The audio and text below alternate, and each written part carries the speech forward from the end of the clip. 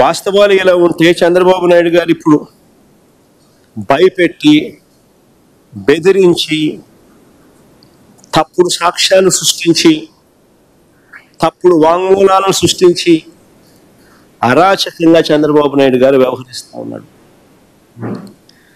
Beverages corporations లో పనిచేస్తా ఉన్న సత్యప్రసాద్ అనే వ్యక్తి ఒక సాధారణ ఉద్యోగి, సూపరింటెండెంట్ స్థాయి.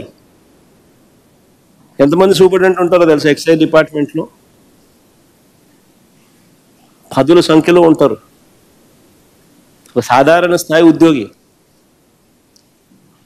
అనూష అని ఇంకొక అమ్మాయి ఎవరు, ఆమె చిన్న క్లరికల్ ఉద్యోగి, అది కూడా అవుట్ సోర్సింగ్ ఉద్యోగి. ఏందండి వాళ్ళని బెదిరించి వాంగ్మూలం తీసుకోవడం?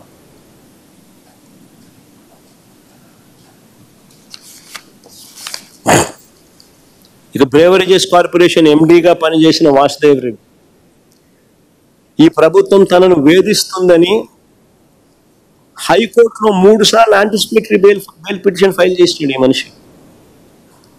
ఈ ప్రభుత్వం తనను వేధిస్తూ ఉందని, హెరాస్ చేస్తూ ఉందని 3 సార్లు యాంటిసిపేటరీ బెయిల్ పిటిషన్ హైకోర్టులో ఫైల్ చేసినాడు.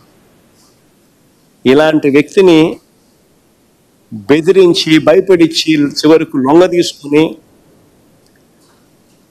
ఇలాంటి వ్యక్తి మళ్ళీ స్టేట్మెంట్ ఇచ్చిన తర్వాత ఈయన సెంట్రల్ గవర్నమెంట్కి మళ్ళీ వెనక్కి వెళ్ళిపోవడానికి ఎన్ఓసి ఇచ్చారు. అంతవరకు ఎన్ఓసి బ్లాక్ చేసి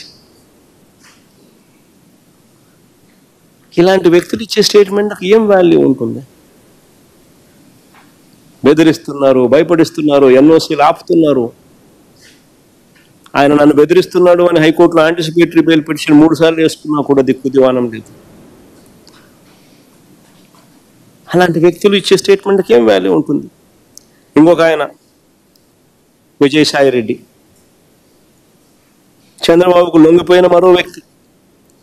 రాజ్యసభ సభ్యుడిగా 3.5 సంవత్సరం తనకు టర్మ్ ఉండగా చంద్రబాబు నాయుడు గారు కూటమికి మేలు చేసేందుకు ఆయన రాజ్యసభ సభ్యత్వానికి ఆయన రాజీనామా చేశాడు.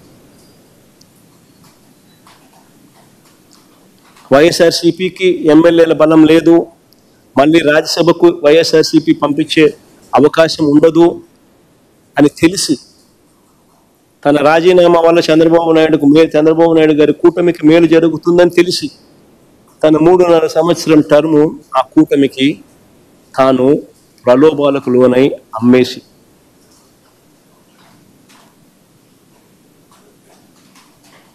అలాంటి వ్యక్తి ఇచ్చే స్టేట్మెంట్లకు ఏం వాల్యూ ఉంటుంది? అటువైపు నుంచి మనం కూడా ఇటువైపున ఏమన్నా తీసుకుని ఇటువైపున తీసుకొని ఇదే మాదిరిగానే చెప్పిస్తే వాల్యూ ఉంటుందా?